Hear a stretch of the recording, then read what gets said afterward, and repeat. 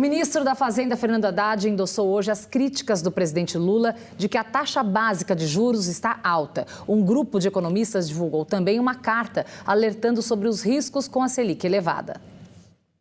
No documento, os economistas alertam que sem uma taxa de juros razoável, os investimentos perderão para as aplicações financeiras e as remunerações do trabalho e da produção vão perder para a especulação. Afirmam ainda que a taxa de juros no Brasil tem sido mantida exageradamente elevada pelo Banco Central e está hoje em níveis inaceitáveis. Não há nenhum país que se sustente com uma taxa de juros desse nível. Simplesmente não tem sustentação. Você não tem investimento, você não tem crescimento, você não tem espaço para nada. A política monetária do Banco Central tem sido alvo recorrente de críticas do presidente Lula. Ele considera a meta da inflação muito baixa e a taxa básica de juros, hoje em 13,75%, muito alta. Nesta segunda-feira, o ministro da Fazenda, Fernando Haddad, também endossou as críticas. Disse em uma reunião fechada no diretório do PT que os juros estão fora de propósito.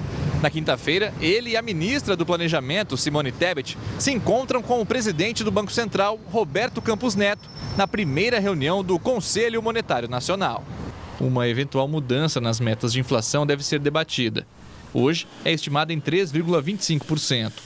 O governo deseja aumentar a meta já este ano. Uma mudança de meta nesse ambiente, inclusive sem a apresentação de um novo arcabouço fiscal, de uma nova forma de se conduzir os gastos públicos, também seria inócua, porque no fundo vai apenas transmitir essa imagem, de uma tentativa forçada de reduzir os juros, o que de certa forma vai ser interpretado assim pelos mercados e gerar aí uma pressão na própria curva, nas próprias taxas de juros futuras.